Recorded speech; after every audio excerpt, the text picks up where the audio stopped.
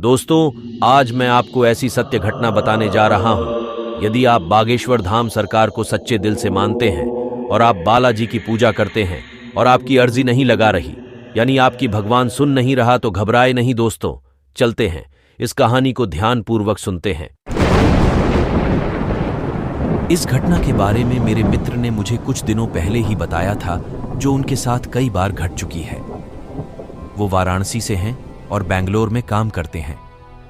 उनका बचपन वाराणसी में ही बीता था और अब वो साल में 2-3 बार वहां जाया करते हैं।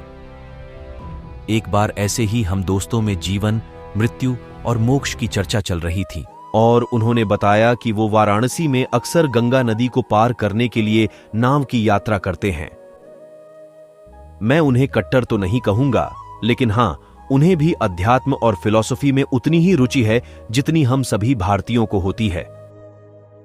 उन्होंने बताया कि जब भी वो नाव पर मणिकर्णिका घाट के सामने से गुजरते थे तो कुछ देर के लिए उन्हें कुछ भी सच नहीं लगता था। उन्हें लगने लगता था कि जैसे ये सारी दुनिया ही मिथ्या है और जीवन, मृत्यु, दुख, सुख सब कुछ एक झूठ है। उन्हें हर बार यह अनुभव होता था जब भी वो उस घाट को नाव से पार करते थे।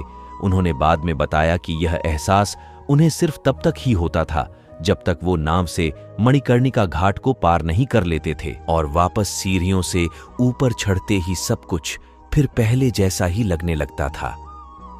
दुनिया फिर से सच लगने लगती थी।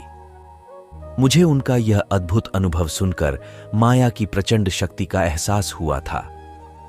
माया को सिर्फ उसकी मर्जी से ही जाना जा सकता है।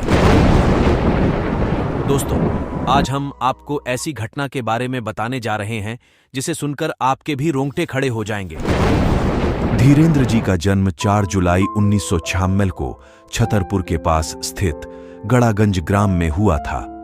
इनका पूरा परिवार आज भी उसी गड़ागंज में रहता है, जहां पर प्राचीन बागेश्वर धाम का मंदिर स्थित है। जय हनुमान ज्ञान गुण सागर, जय कपीस तिहु लोक उजागर, रामदूत अतुलित बल धामा, अंजनी पुत्र पवन सुत नामा। इनका पैतृक घर भी यहीं पर है। यही इनके दादाजी पंडित भगवान दास गर्ग सेतुलाल भी रहते थे।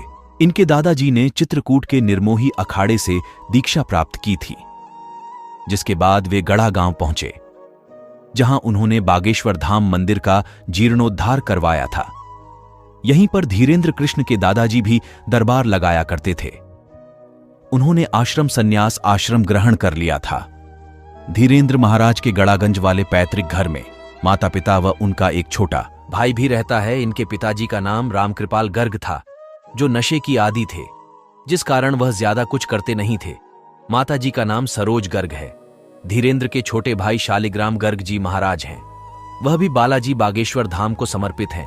धीरेंद्र के पिताजी के कुछ न करने के कारण परिवार की आर्थिक स्थिति बहुत खराब थी। 3-3 दिन तक खाने का अभाव रहता था। जैसे तैसे गृहस्थी चला करती थी। रहने के लिए एक छोटा सा कच्चा मकान था, जो बरसात के दिनों में टपका करता था। इसे हनुमान जी का आशीर्वाद कहिए या फिर किस्मत का खेल। इतनी कम उम्र में धीरेंद्र महाराज शानदार मुकाम और प्रसिद्धि हासिल की है।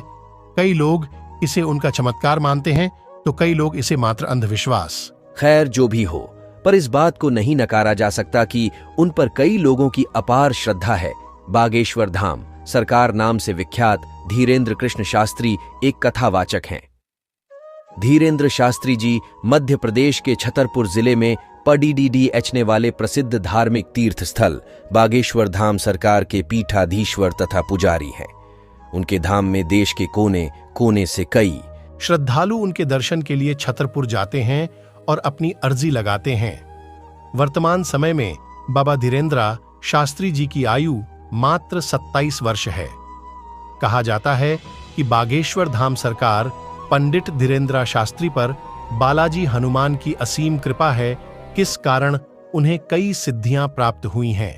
15 जुलाई 1946 को मध्य प्रदेश के छतरपुर में जन्मे पंडित धीरेंद्र कृष्ण शास्त्री का बचपन अति गरीबी में बीता। एक कच्चे मकान में उनका पूरा परिवार रहता था। उनके मां का नाम श्रीमती सरोज और उनके पिता का नाम पंडित श्री रामकृपाल गर्ग है। बताया जाता है कि वो बचपन से काफी होशियार थे। उनकी प्रारंभिक शिक्षा गांव के सरकारी स्कूल में हुई। उनके पिता पुरोहित गिरी के जरिए अपना परिवार चलाते थे। जब गांव में इनके परिवार के चाचा और कुछ लोगों ने पुरोहित गिरी का काम आपस में बांट लिया तो महाराज का परिवार आर्थिक संकट से घिर गया। उनकी माता सरोज को भैंस से दूध बेचकर अपने परिवार का भरण पोषण करना पड़ा। बचपन से ही धीरेंद्र शास्त्री लोगों को प्रभावित करने में माहिर हो गए। वो कम उम्र में ही गांव में लोगों के बीच बैठकर कथा सुनाने लगे। धीरेंद्र कृष्ण शास्त्री की माने तो उन्होंने 8-9 वर्ष से ही बागेश्वर बालाजी की सेवा शुरू कर दी थी। जब वो 12-13 वर्ष के थे तो उन्हें यह अनुभव होने लगा कि उन पर बागेश्वर बालाजी की विशेष कृपा है। साल 2009 में उन्होंने अपनी पहली भागवत कथा सुनाई थी।